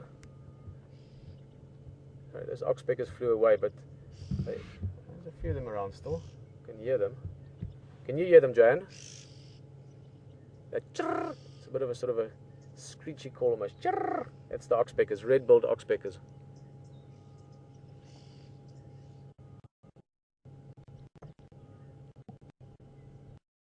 A little bit forward. Probably the most noticeable thing is about kudus.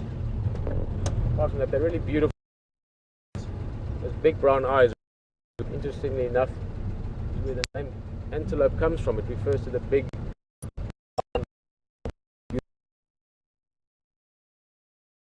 of antelope. Hello guys, but these guys not only have big brown eyes, they also have big ears.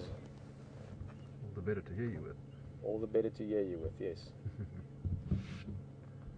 Very important for them to have good hearing.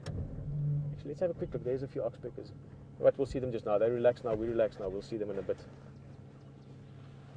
There's the oxpeckers. You see the two birds sitting on the back there. They're sort of in between the stripes on the kudu's back. You saw them just jump there. It was just a little movement from us. And kudus rely very heavily and respond very quickly to their hearing. So all your antelope, trust me, they can see better, run better, hear better, smell better, all of it than us, because they need to survive using their senses much more than we do these days. So all their senses are very keenly developed. But for something like, let's take for instance a blue wildebeest or an impala that lives more in open areas, springbuck maybe, they can rely on sight quite a lot because they are in more open areas. So their sight's very well developed, but their hearing is good, but maybe not as extra keenly developed as something like a kudu, because kudus live mainly in thick bush. There you can see it's eating leaves. So they are browsers, and browsers, because they eat leaves, are more likely to live in leafy areas. So kudus live in thick bush, so they can rely on their sight, they can rely on their smell, but the sight can be a bit impaired just by the habitat around them, the lushness of the habitat, or the leaf cover of the bushes they're in. Even play a role with the scent, because you might have the wind sort of swirling a little bit through the bushes and maybe not giving them as clear a direction of the scent as you would find in an open grassland area. So for them, hearing is crucial to survival. If they hear a twig snap or a grass blade rustle that's not because of wind, they immediately pick that sound out, and they can immediately turn their ears in that direction, and they can hear anything and everything coming from there. So very, very important part of their awareness is hearing. Right, we're going to leave them there. They're busy eating potato bush actually, which is not called so because it has potatoes underneath it, but because of the smell. Potato bushes, it's one of those things, the same as for instance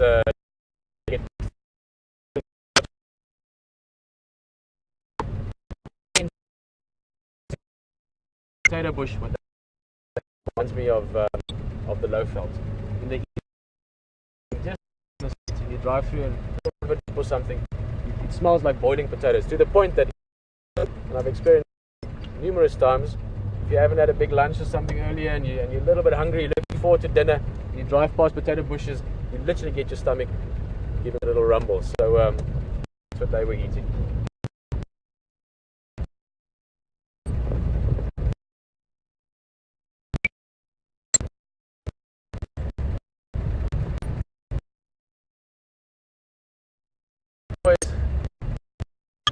Often like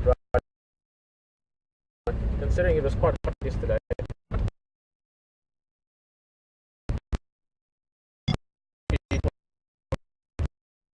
On Hilton Head Island, anyone's from Hilton Head Island, beautiful place. I love the place. I was there in the Tennis Academy, and Hilton Head climatic conditions are evident. The area where I'm from, it can get to 40, 45 degrees quite easily. That humid, and Hilton Head it would be 28, 30 degrees, but it's like 95% humidity. I feel very good. This morning, might rain, beautiful, sort of gentle on the lovely, lovely temperature. The animals even look at these impala. You might notice that they look a little bit darker, and that's actually because their coats is standing up a little bit, so they have the equivalent of goosebumps. Not quite. It's not like they have goosebumps like when we get it, but the hair stands up a little bit, and that gets them warmer in two ways. One is if it was a winter's day today where it's really cold but there is a lot of sun, the coat actually gets darker so they can absorb more heat. But also, little bits of air is now sort of captured in those pockets of air between the coat or between the hair. And that makes a little layer of not quite insulation, but a little bit of a warmer area by having that air trapped against the skin. So that's why they have the fur raised up like that. Bit of this and that, bit of grooming. You can see scratching of the foot and grooming with the teeth, with the mouth. They're also having a lazy start to their morning.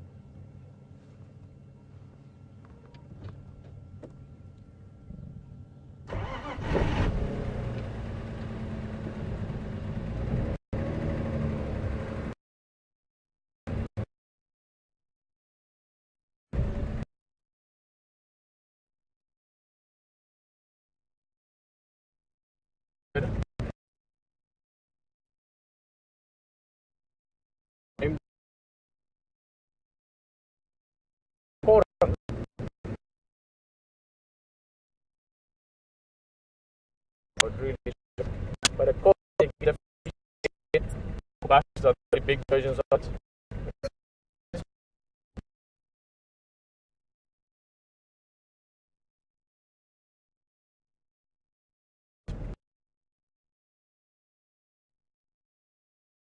I think it's a black-bellied corn, if I remember correctly the English name, but I would love it if those of you that are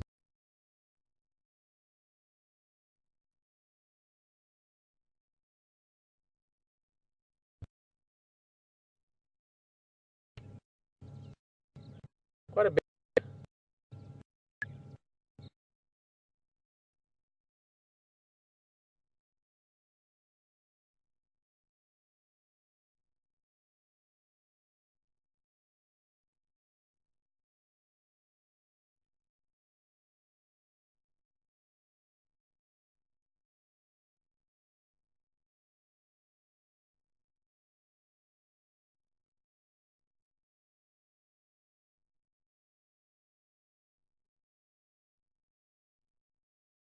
And sometimes a little bit of rain, sorry about the bumps, sometimes a little bit of rain can push the animals into the cover. There's lots of different reasons, but we just came up to have a little bit of a look around here. I was looking for giraffe and I was looking for those buffalo. We got onto there's four of the buffalo, but they've gone way off, and we'll keep looking around. We talked a little bit about the reserves that we were on before I think I lost you for a little bit earlier this morning. And the two reserves we're on, there's a lot of, we'll come across other game drive vehicles occasionally, and when we do we'll probably stop and have a chat. It's really important that you learn from the other guides, and the other guides are incredibly knowledgeable. They breathe, eat, drink, sleep these places, and super specialists that share their knowledge with us and give us the heads up on where things are. So it's a really wonderful thing to be working with the quality of guides that we have, particularly in Southern Africa, particularly in South Africa. Some of the best guides I've ever worked with in the world, and they're just phenomenal. So there's a really great team of guys out there that will give us the heads up if they see anything or put us onto anything.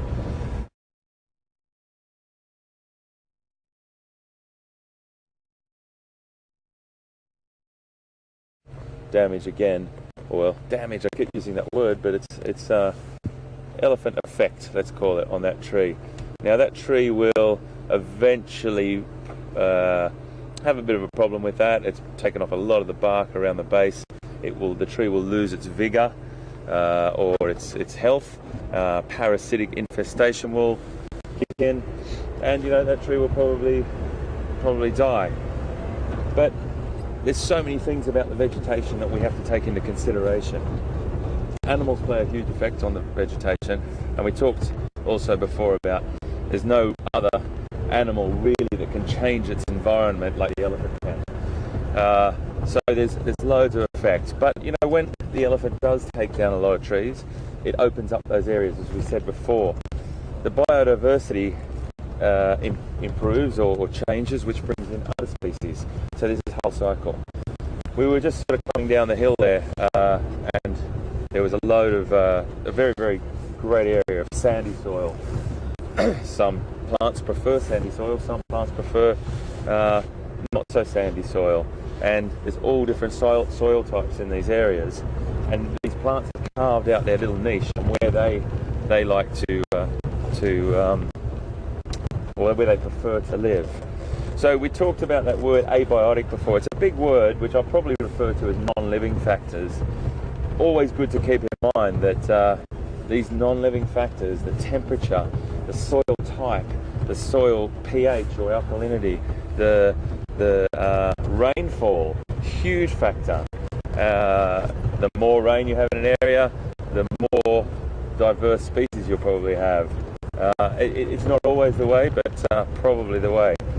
Loads of plants will modify their leaves. They'll have very tiny, efficient leaves and keep them all year round. Others will have bigger, broader leaves that will use that through the summer seasons and then shed those leaves in the deciduous in the winter season. Those deciduous trees will sort of shut down, like in other parts of the world. They'll shut down their systems and go into that real slowdown, so they don't have to expend that much energy or make that much food when the sunlight and rainfall is at much less. So there's all these factors, and without sort of going into it, I'll touch on it over the coming month. Always good to know that if these plants weren't here and this soil wasn't here, none of our creatures would be here.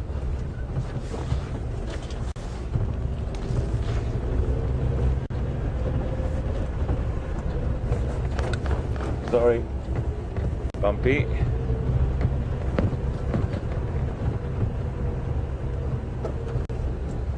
Very quiet. But that's okay, it's just lovely to be out.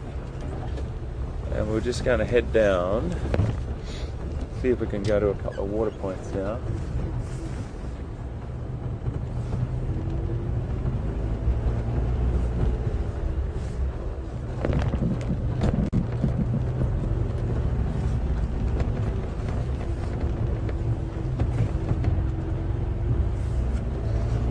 The more we learn about the environment and the more we take in, like what you're doing right now with me.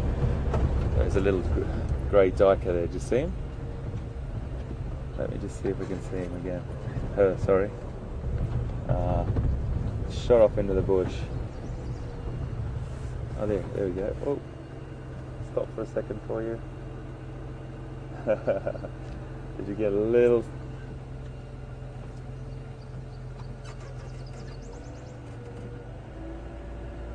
That little duiker was shooting through the undergrowth there, and that's a super defense mechanism. They'll be out here grazing and then and just feeding, and then just end up shooting off into the scrub. And duiker in Afrikaans means diver, and that's what they do. They dive into the undergrowth and they get cover, and that's their little defense mechanism. Okay, let's head on back down this way.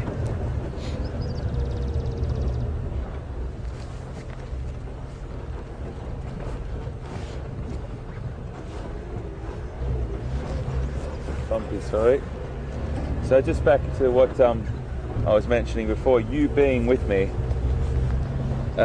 here on Safari Live is an incredibly important thing, because at the times that we're not seeing wildlife, we get a chance to talk about wildlife how wildlife and the habitat work together, how the plants fit in the flora and fauna. Flora and fauna being, you know, the vegetation and the animals fit together, and that's a really great time to discuss things. We talk about all the different issues that the environment will go through on a climatic, on a seasonal change, and the change of seasons is really important as well. We're at the beginning of the rains. We had our first little taste of it this morning. It's going to increase. As it increases, the grasses will get greener. The interesting thing also is those water points will become more full, and some of those water points that are mud wallows at the moment will be little pools for animals to drink from, and it goes on. It's really interesting to just see how it all fits together.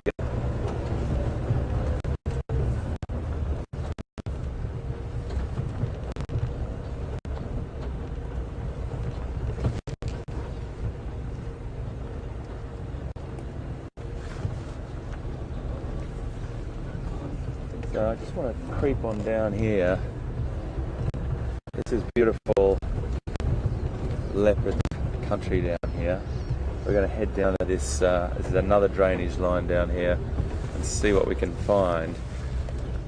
But we just, I just had a question from Fiona in London, and you're really shooting great questions across, everyone. It's fantastic. They're very well thought out questions. They relate to what we're doing, and that's a great way to get, you can steer our drive by doing that. These questions are brilliant what we're doing, and it's really pertinent to where we are and what we're looking for. Fiona's question in London was, do leopards hunt during the day? Well, I've seen leopard at all times of the day. 24 hours I've seen them at different points, and generally speaking, they're what we call crepuscular.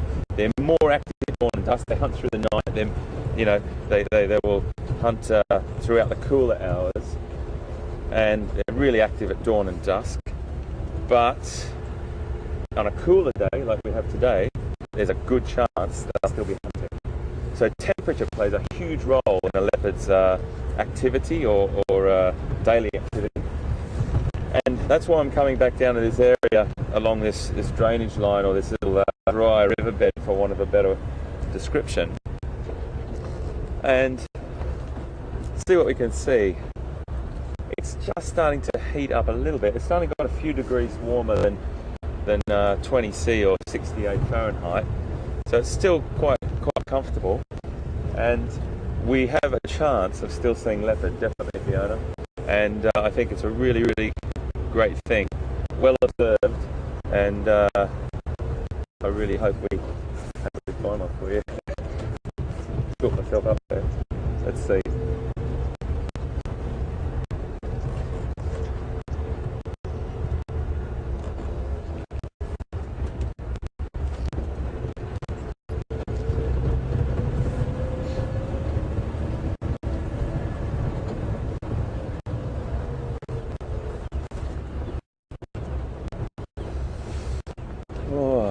Left to right. For some reason, my brain said left. I think you gave me a thought message.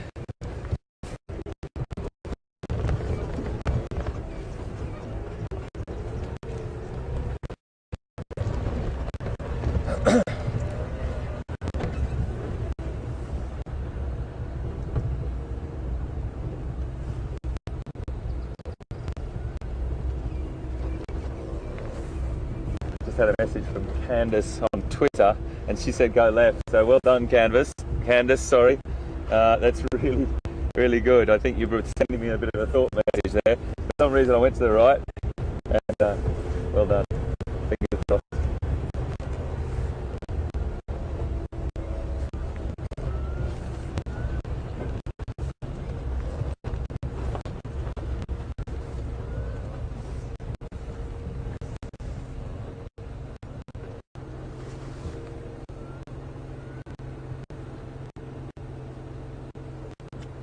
As I mentioned before, you have got these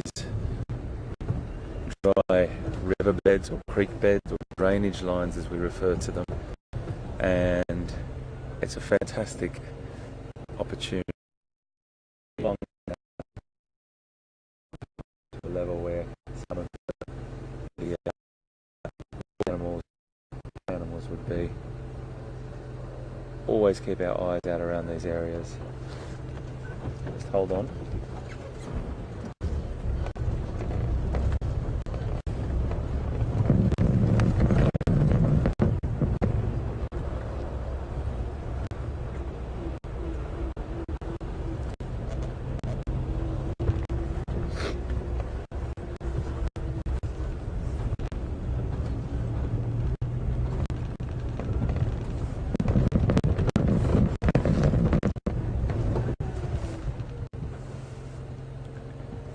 Well, it's not a leopard, but it's something beautiful. And we have seen them a couple of times before. I'm just going to creep forward. It's a gnarly bull. I might just creep forward a little bit.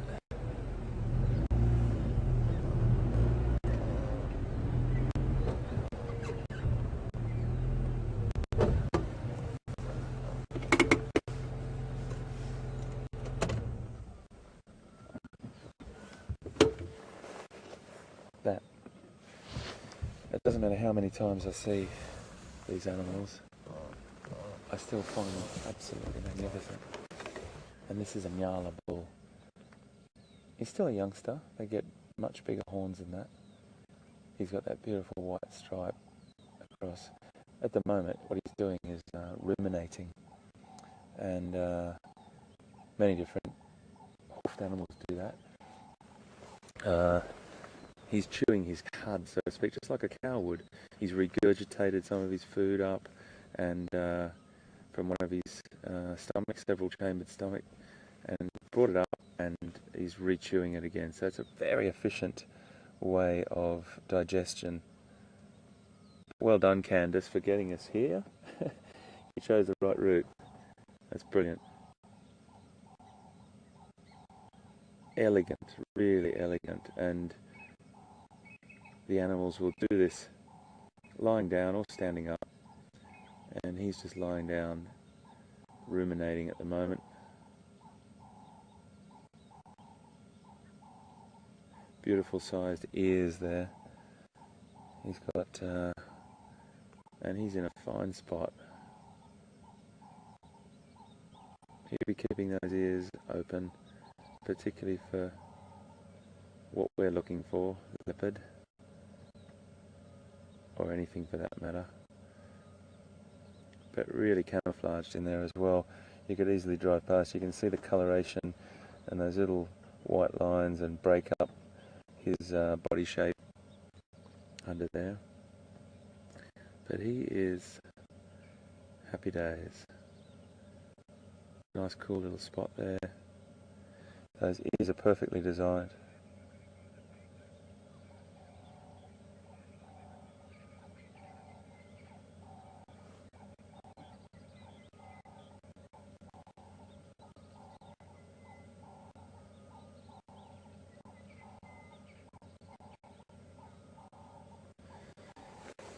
If you have a look at those,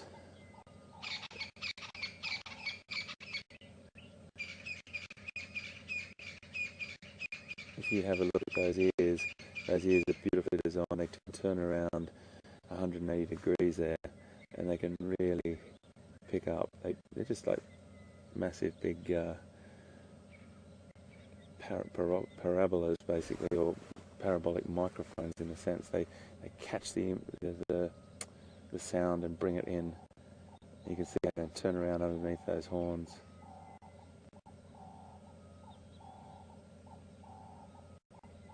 So horns is a really interesting thing as well. All the antelope, they're not born with horns. The only animal, or only two animals on the planet that are born with horns are giraffes, or the giraffe and its very close relative up in Central Africa called the okapi. So all antelope are not born with horns, and they grow those horns, and they keep those horns for their lifespan.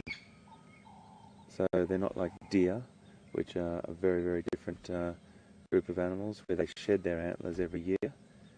Antelope, what we're looking at here, this nyala, he will keep those horns for the rest of his life. We might let him ruminate there and move on.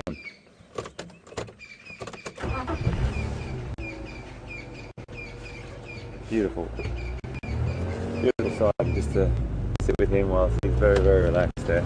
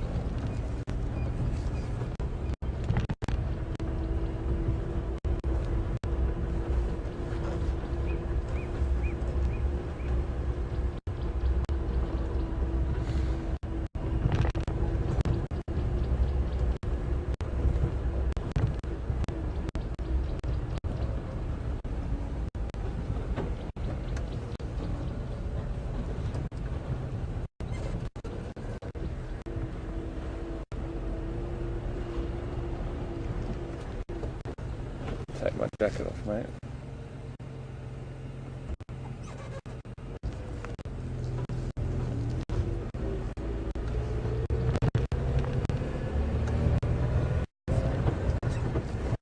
Still driving through this area where there's lots of sign of buffalo being, but I just think they might be off on the in the vegetation somewhere.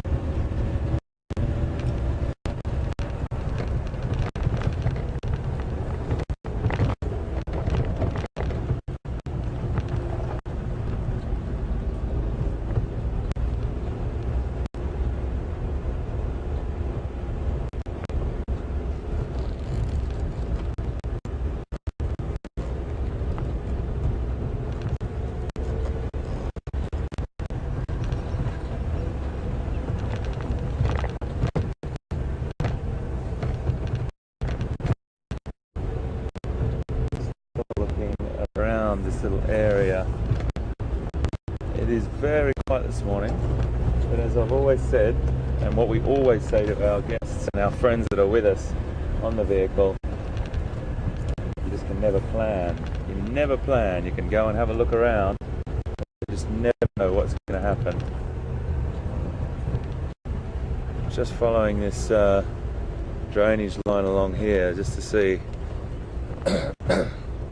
excuse me, any activity.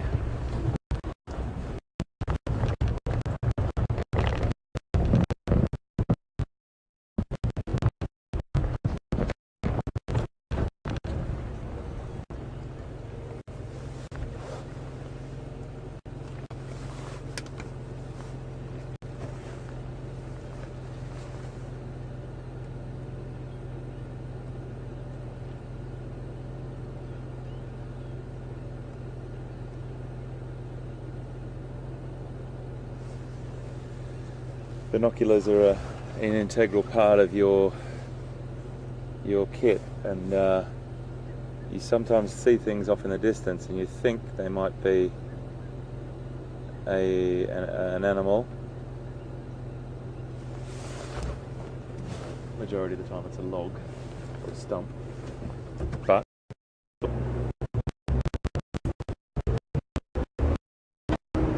might regret those tree stumps.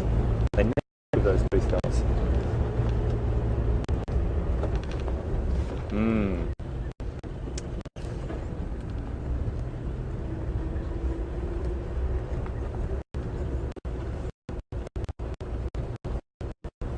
I can see some cheeky little, there's some more nyala here, but I can also see there's some lovely nyala.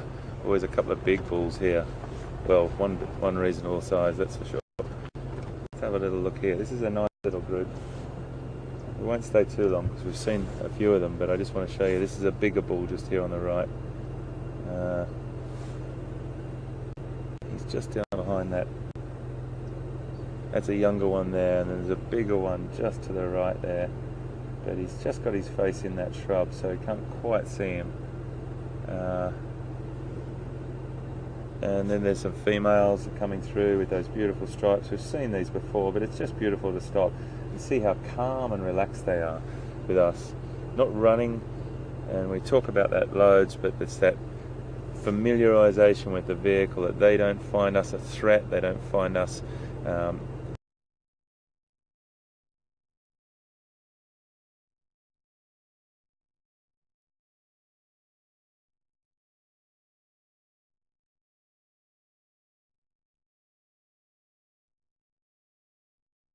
in any way a form of danger. And it's a beautiful feeling. It's a beautiful feeling for me and for us on the vehicle to know that these animals are not threatened by us. I'm just going to head down this way.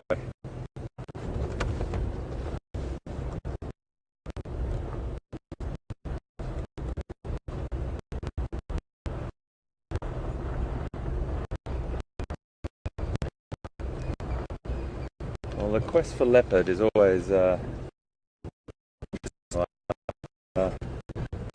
spend a lot of time driving around leopard, you look for them.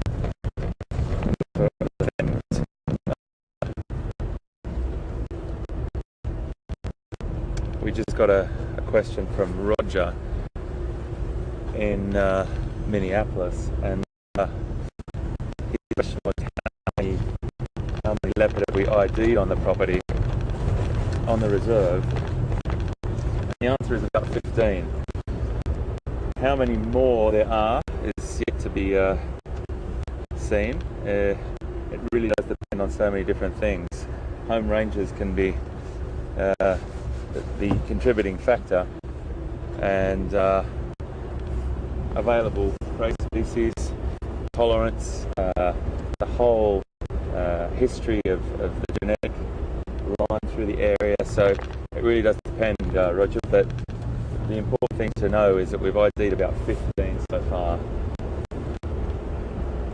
and I'm yet to learn all of them, that's for sure. So it really is not a daunting process, but you've got to, you can look at the image of the animal on your phone, on an iPad, or on a computer, or printed on a piece of paper, but until you see that animal in the flesh, it doesn't quite imprint on you. You can keep going over it and over it, but it's really important to see that animal. And when you do see him, like, I'll never forget Quarantine, who I saw yesterday morning. He's just got that, he just had that look, he had that spot pattern that I'll always recognise. I say that confidently.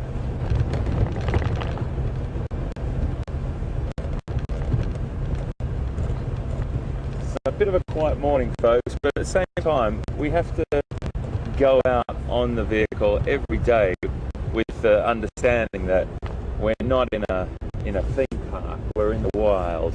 And I think everyone knows that expect the unexpected. Don't put too much pressure on wildlife. It gets on with itself we are the ones here trying to run with the whatever the script is that, I mean, nature is unfolding in front of us.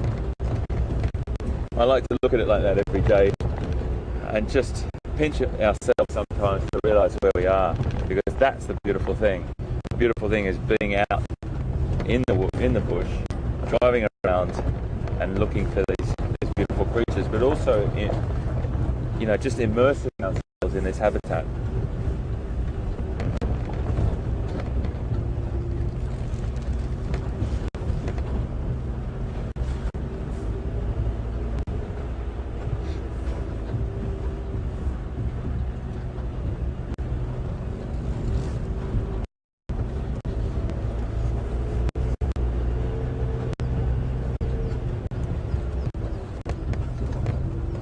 I really want to find you buffalo this afternoon, if I can. I'm going to try and do my best to talk to some of the guides at lunch and get on the radio and find out who's seen some buffalo, because they are great to sit with a breeding herd.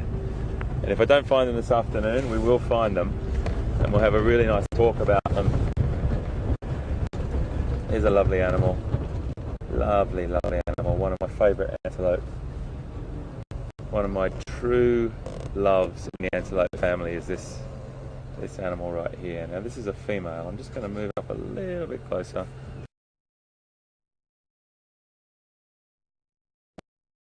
Maybe we'll just move up. Now she'll stop again, and I'll just move up a little bit. This is a kudu. It's spelled K-U-D-U. Kudu. There's a couple of sub-adults. Oh, there's a couple here. Let me just move up to this one because she's doing exactly what I want to talk about.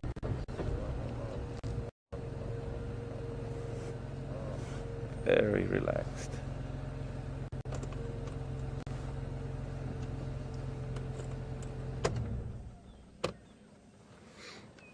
So this is a kudu cow, and she's browsing. She's a browsing antelope. And they love this habitat. They love this sort of thicket, semi-woodland, a little bit of open grass, but not too much, and a good bit of cover. And the really interesting thing about how animals' behaviour and where they hang out or where they like to exist is that it will depend on their physiology. It'll depend on their speed and agility. These animals can run, obviously, but they're not as fast, for example, as a wildebeest, and they've found their niche in these habitats by browsing, getting their forage or their nutrition from these really beautiful tender young shoots, as she's doing right there now. And then they will use this cover as camouflage and have a much greater advantage over animals that are out on an open plain or an open grassland. The bulls, the males of this species, have this incredibly impressive set of horns. They're a spiraled horned antelope, so that means that they come into a family or a group of antelope, a spiral shape, and these are the absolute kings of spiraled horned antelopes. We'll come across a bull. There could be one around, but they form these loose knitted groups in this habitat. There's two cows and their two sub-adult offspring. And the sub-adults are the youngsters over here. But this one that's just browsing in front of us right now, we've just moved across, and I'll show you just over here. There's a youngster there, and they've got that again, the same as the nyala, who are also a spiraled horned antelope. They've got those beautiful big ears that just take in every sound and can move 180 degrees on their head. Again, like the nyala females, the kudu females have that side stripe. They're normally different on each individual, those side stripes, and they do break up their body shape when they're in there.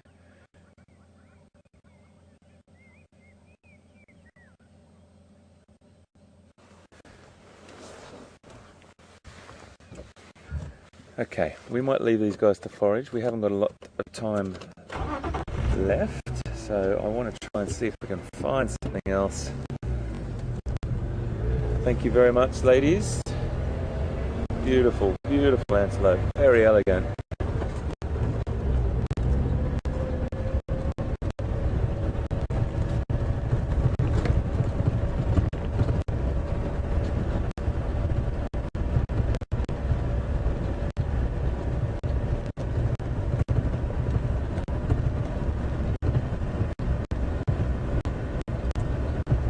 So each different species will exist in a particular habitat. That's a really important thing to remember. I'm sure many of us do, but when we're out on a game drive, it's a really nice thing to see when we go through. Oh, sorry. I just had a thought message from you guys. Go right. When you're going on a game drive, and we do drive through these different habitats, we'll see different species. Oh, goodness. Nearly drove past you. It's so easy to do, even for such a big animal. My dear friend, how is that? One of my favourites, and what a beautiful thing to finish on this morning with you all with me today on Safari Live. Has to be one of my favourite animals on the planet.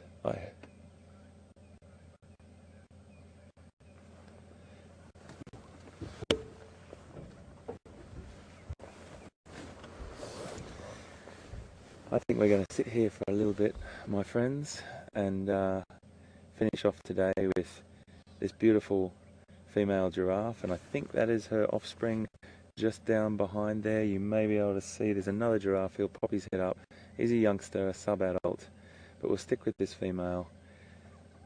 I love these animals so much. I've been working with giraffe now in and out of captivity for probably about 20...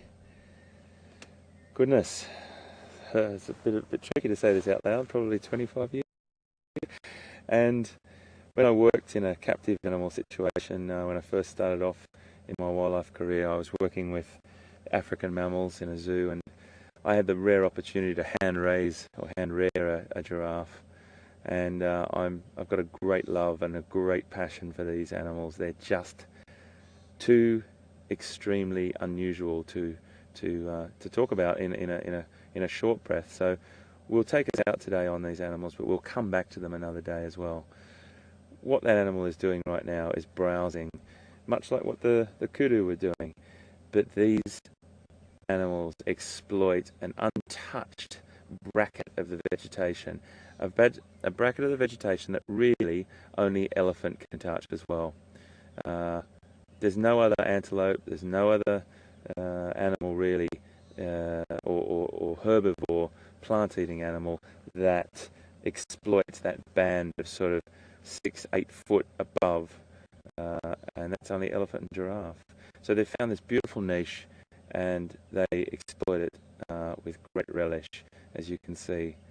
So she's browsing, and that animal has a highly modified tongue, which I'm sure most people have seen a giraffe's tongue in either a photo, or if you haven't, it's got this purplish tinge to it, and some scientists believe that it's got that colour pigmentation to protect itself from sunburn. Others, well, the jury's out with that, but some people say that, and that's because the animal spends such a long period of time with its tongue out of its head, browsing those small, beautiful, tender shoots off the vegetation.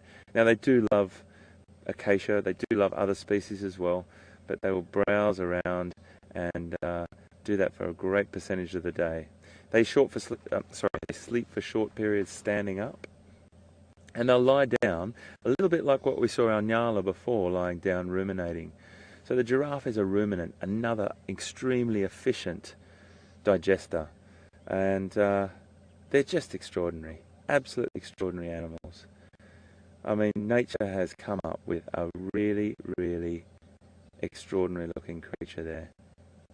A male can get up to 6 meters, and some have been recorded even more. Now, VM, if you can just swing around, I've just spotted something very, very cool. Just in front of me, staring at me through the vegetation, is this this giraffe's little baby sitting down there. Can you see that, Will, just there? We might just swing over to her if we can. And we're on that beautiful little baby. You can just see him hiding there behind the vegetation. That little baby is probably, without standing up, can't say too much, but probably about maybe 5 to 6 months, maybe a little bit less. I can't quite see properly, but if I was standing up, I'd be able to get a bit of a chance to see. They're about 2 meters or 6 foot when they're born, and we can talk more about that when we come back another time. But what a beautiful finish to today, and I'm just going to finish off with thanking you again for coming out with us today and supporting us and just being here with us. The questions have been absolutely superb today. The choices of road direction, I have to say, great as well. Candice, thank you very much for that. We picked up Nyalo. If we wouldn't have taken that road, we wouldn't have come down and seen all this, so thank you so much. But I just want to say thank you again. Little glitches still happening. This is our month of fine-tuning to work up to Big Cat Week, and all you die-hard Wild Earth TV fans that have stuck with us, thank you so much. And for our new viewers, welcome. My name's Hayden Turner. Call me HT. Pete calls me HT. Most people call me HT.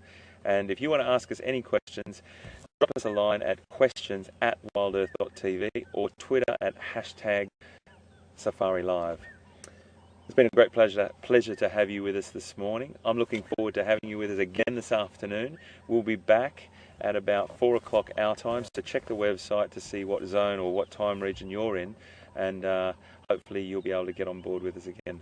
Really lovely to have you with us, and I'll see you this afternoon. Cheers.